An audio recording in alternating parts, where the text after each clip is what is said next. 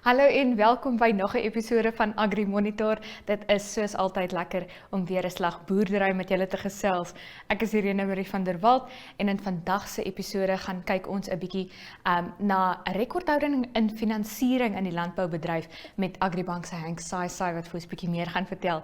In die Plaas Toe-segment gaan kyk ons na Jeanine Botes se Strawberry and Flower-boerdery. So bly ingeskakel, ons het soos altyd 'n propvol lekker boerdery program vir jou wat voorlê. Did you know you can buy a new or second-hand vehicle such as light delivery vans, trailers, small trucks and tractors for agriculture? Funding part of it and the risk aspects that are related to the potato production is also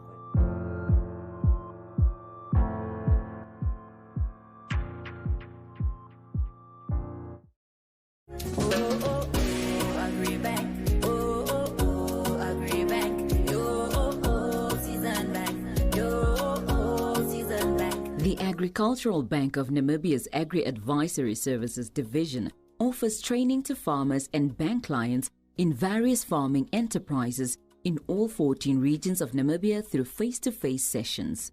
The AgriLearn online platform will share production content on various agriculture farming enterprises to build the knowledge of farmers from all walks of life. Join us as we embark on this virtual journey towards sustainable farming, as we zoom into the basics of crop and horticulture production. Good day, farmers. My name is Hanks Saisai, the Technical Advisor for Crops and Poultry within AgriBank's Agri Advisory Services Division. Today, I'm going to talk to you about finance and record keeping. For one to run an agribusiness successfully, you need records. Records are a tool that help you to do evaluation of the performance of your business, plan it, and then manage it. There's an old saying that says, if you can't measure it, you can't manage it. So when it comes to record keeping, it's very vital for every farmer to know that there are two types of records that you need to keep on your farm. The first ones are known as the production records. These records have to do with the day-to-day activities that you as a farmer and your team have to undertake every day to ensure that you reach a specific goal. I'll use an example of poultry farming. If you're involved in poultry production, you need to know that there are certain steps that you need to do on a daily basis for you to be able to receive a product from your chickens. If you are a broiler farmer where you produce chickens that are kept for meat production, you need to know that every day these chickens must have access to food for 24 hours. So you need to come up with a feeding program where you say, every day I feed the chickens at 9 o'clock with 50 grams per chicken. In the evening, I give them 25 grams, and maybe at 10 at night, I also give them 25 grams of food to ensure that each broiler gets 100 grams of food per day. And then apart from that, you need to also know that every day, to ensure that these broilers have access to food, I need to switch on a light in the poultry house at 6 o'clock and keep that light on until 6 in the morning. So these are the day-to-day activities that you are doing to ensure that the broilers, after 42 days, they reach the desired weight of 2.2 kgs, and then you can slaughter them and then sell the meat. Then we move on to the other types of records, which are known as the financial records. These records are normally related to the dealings of the farms in terms of finances. So they tell you what money you have spent to buy inputs and what money you have generated from selling the products. So when you have these type of records, it will help you to come up with very crucial financial statements that are needed by a farmer to evaluate the performance of the business. The first statement that you can produce by using financial records is known as the income statement.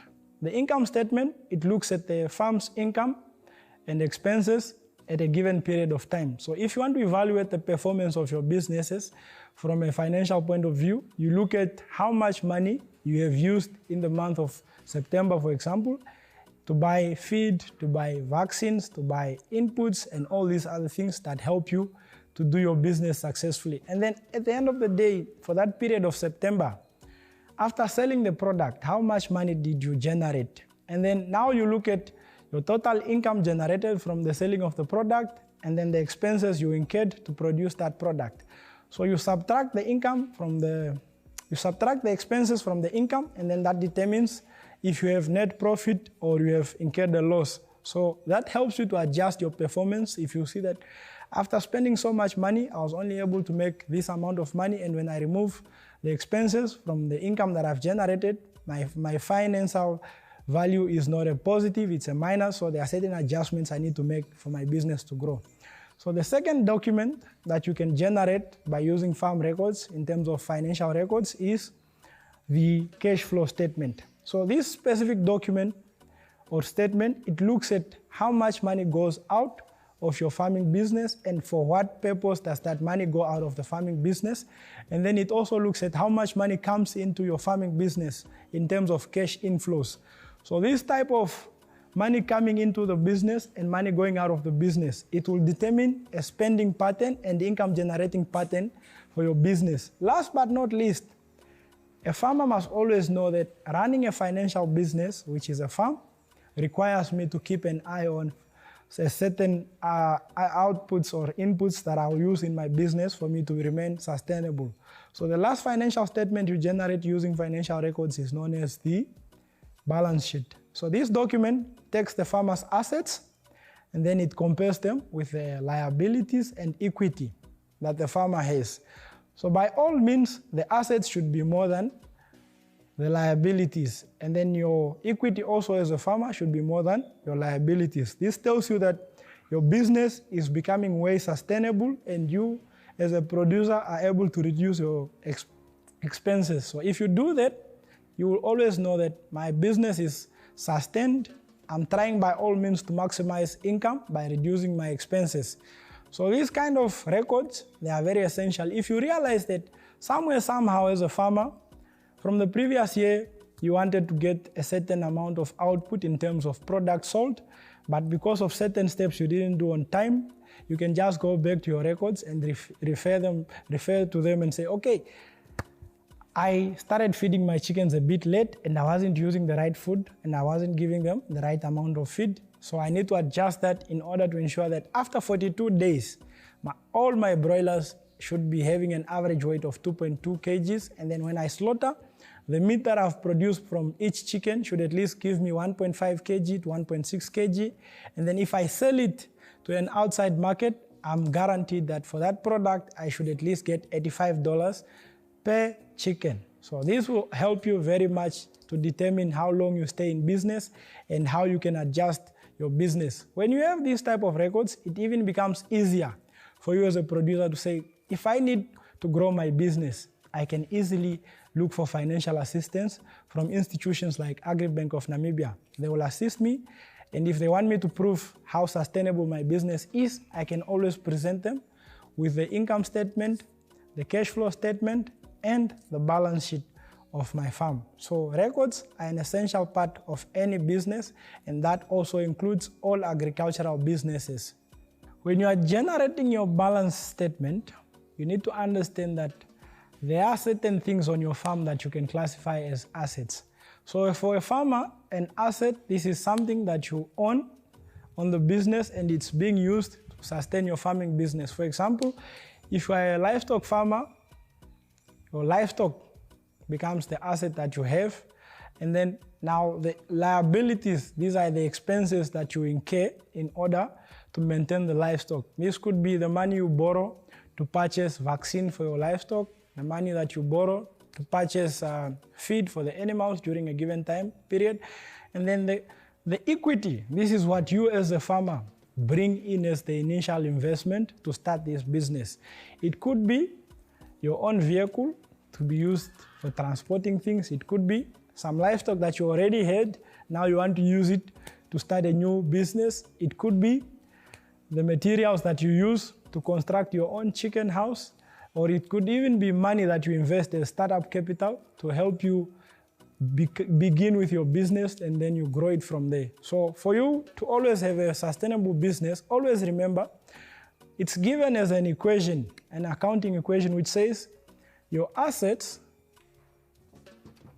should always at least be equal to your liabilities plus the equity.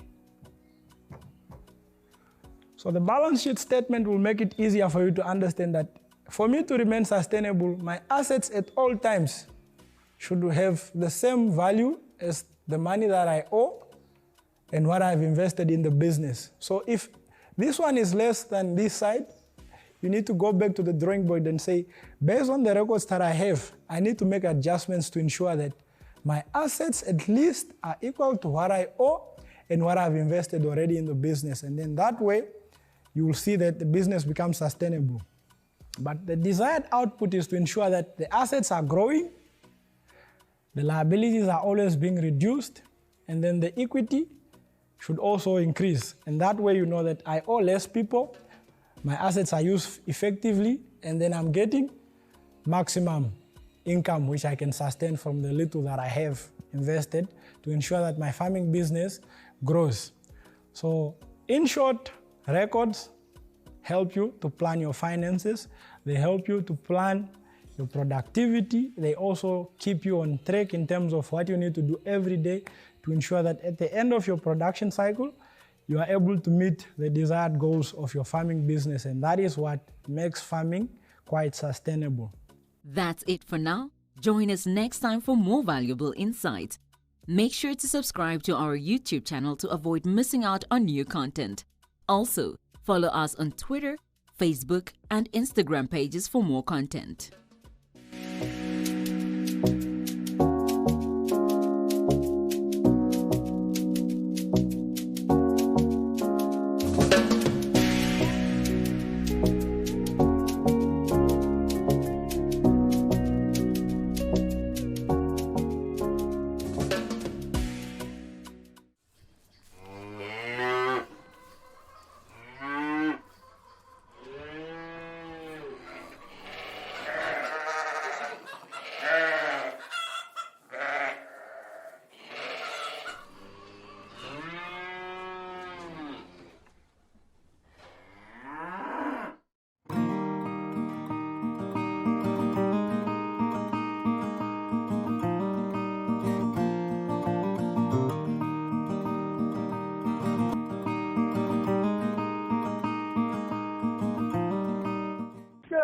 Dit is al iets wat ons al baie jare van droom. Ek dink ons het al begin praat daarvan. Seker ek kan gesprekke onthou al in 2010, maar dit was nou maar net nie vir ons realiteit op daai stadium nie. So ons het regtig maar voltyds begin werk aan hierdie projek in 2020. Ons het 'n baie duur leerskool gehad, ja, maar dit was in die praktyk. So ons het nie teoreties moes gaan leer het om te doen wat ons nou doen nie. Dit is maar 'n handleiding van die lewe. Ja. Wat ons gebring het tot waar ons nou is. Ons moes geleer het deur te doen. Okay. En ons het maar op die harde manier geleer, omdat daar nie regtig veel mense wat ons hulp kon staan in Namibië. Eerstens net met die infrastruktuur van tonnels, maar nie regtig enige hulp wat ons plaaslik kon kry nie. Ja. So dit moes ons maar ook dit moes ons maar self leer. Ons het destyds baie mense gehad in die area waar ons boer wat ons kom stop het en gesê het, so is julle mal om tonnels hier op te sit, weet julle wat verbinde kom hê, of besef julle hoe koud dit raak hier in die winter. Ja. Dan moet jy iets plan. Ek het baie mense gehad wat insigte wou lewer om vir ons te vertel waarom ons dit nie moet doen nie. Maar ons het nie regtig mense gehad wat ons kon bystaan oor hoe om dit te doen. Om vir die eerlike waarheid te sê, ek is baie opgewonde wanneer mense by my wil weet, raad vra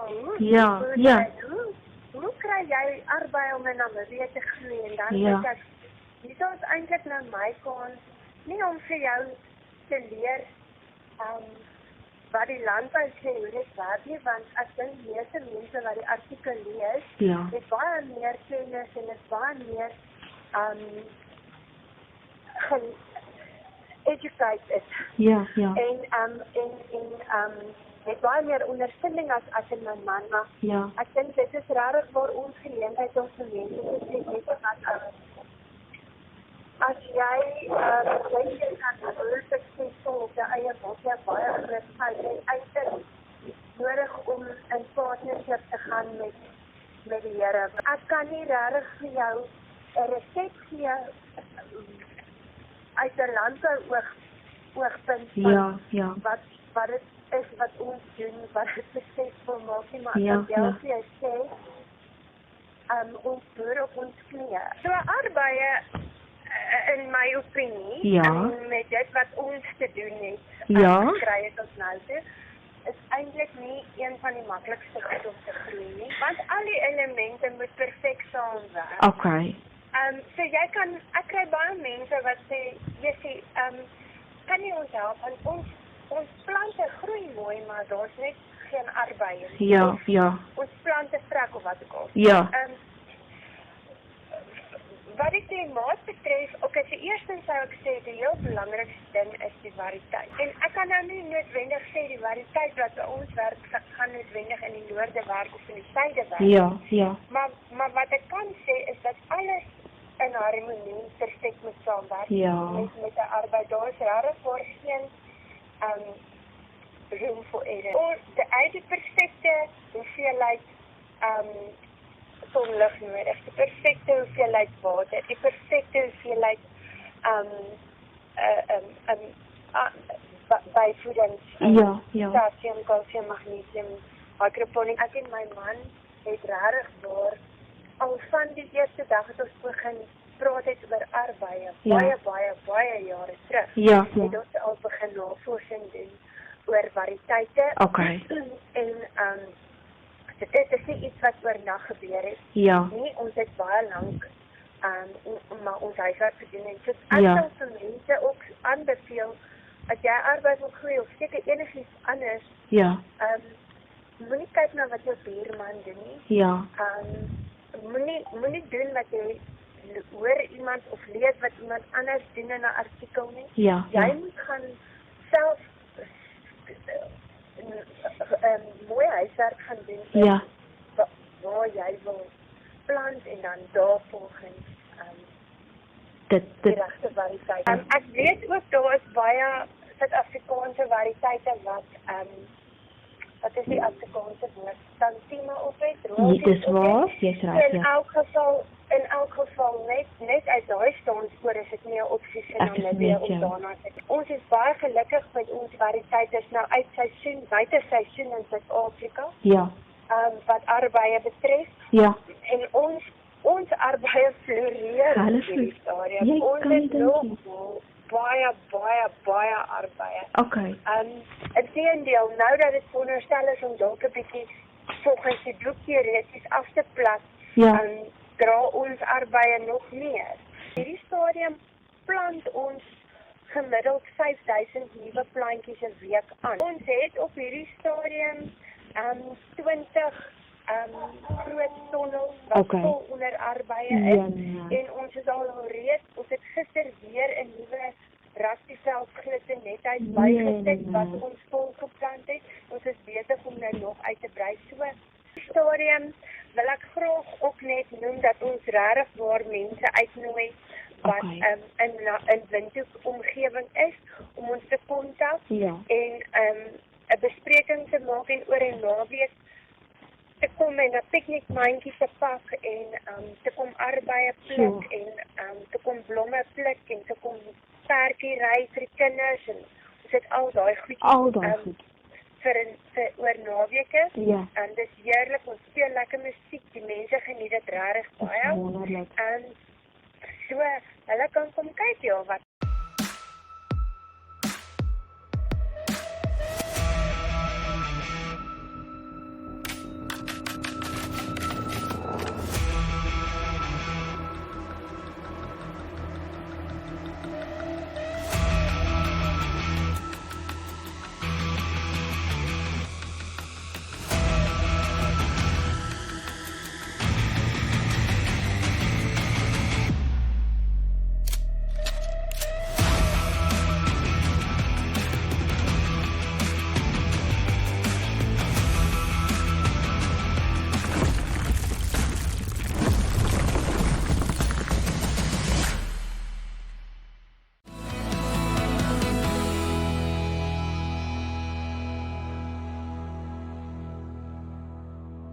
En nou gaan kyk ons oudergewoonte 'n slag na die veilings, dagboek en vleispryse.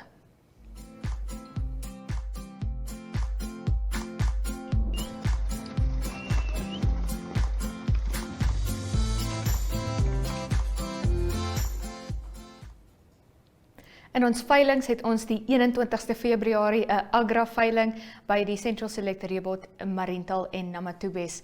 En dan 22 Februarie is daar weer eens 'n Agra-veiling op Karasburg en Grootfontein 'n NLA-veiling op Aranos vir klein en grootvee en 'n WLA-veiling in Hoogveld vir grootvee uitsluitlik. 23 Februarie bring vir ons 'n Agra-veiling op Keetmanshoop en Windhoek en dan 'n Blauberg-veiling op Otjiwarongo. Die NLA hou op 23 Februarie veilings by Diedrift en Karasburg. Die 24ste Februarie is daar ook 'n Agra-veiling op Gobabis en Otawie en dan 'n NLA-veiling op Mariental vir klein en grootvee.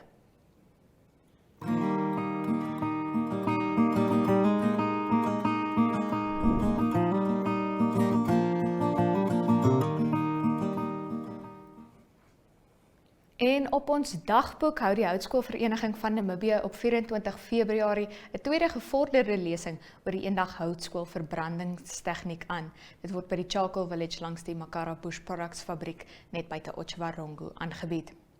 En op 8 Maart het Karen en Mario Metzger van die plaas Molly in die Gobabis omgewing 'n inligtingsdag oor veeproduksie. Dit volg nadat hulle in Oktober verlede jaar as die Namibië Landbou Unie se groot veeprodusente van die jaar aangewys is. Al die besonderhede is op jou skerm.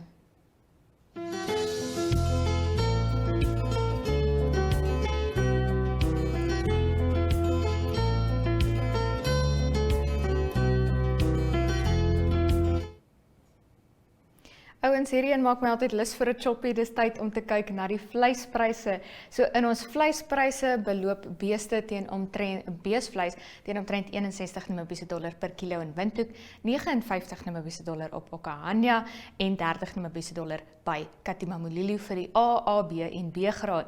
C-graad bees beloop teen 60 Namibiese dollar per kilo in Windhoek, 57 Namibiese dollar op Okahania en 28 Namibiese dollar op Katimamulilo. En dan in die veilingspryse gaan kyk ons na die tollies wat ongeveer 35 Namibiese dollar en 58 sent kos op die veiling. Verse beloop teen 32 Namibiese dollar en 48 sent per kilo. Stoorosse teen 33 Namibiese dollar en 91 sent. Stoorverse teen 31 Namibiese dollar en 42 sent. Slagosse beloop teen 33 Namibiese dollar en 91 sent per kilo. Slagverse teen omtrent 32 Namibiese dollar en 74 sent. Koeie beloop tussen 24 Namibiese dollar 89 sent en 33 Namibiese dollar 67 sent. Slagbulle kos ongeveer 29 Namibiese dollar 91 sent per kilo. In die slagskape gaan kyk ons na die dorpers wat omtrent 31 Namibiese dollar 96 sent kos en vetsterte wat beloop teen omtrent 32 Namibiese dollar 62 sent per kilo. Bokke kos omtrent 1149 Namibiese dollar en koeie met kalwe omtrent 11.849 Namibiese dollar en dit is ons vleispryse. En daarmee kom ons aan die einde van nog 'n episode van Agri Monitor. Baie dankie dat julle by ons aangesluit het. Onthou, hierdie is die plek om te wees as jy wil op hoogte bly van alles landbou in Namibië. So tot volgende week, boer vooruit. Kletskompas is 'n Afrikaanse kontinuïteitsprogram met Namibiese nuus en onderhoude. Kletskompas streef om die hart van die Afrikaanssprekende gemeenskap te bereik. Nuwe episodes van die program word elke weekdag op NTV, oneup2.com en op Republikein se Facebook-platform uitgesaai. Kletskompas fokus op nuus, onderhoude, lesersfoto's en die sportprent. Vir enige nuusverwante navrae of advertensiebenodigdhede, kontak klets@synergy.com.na.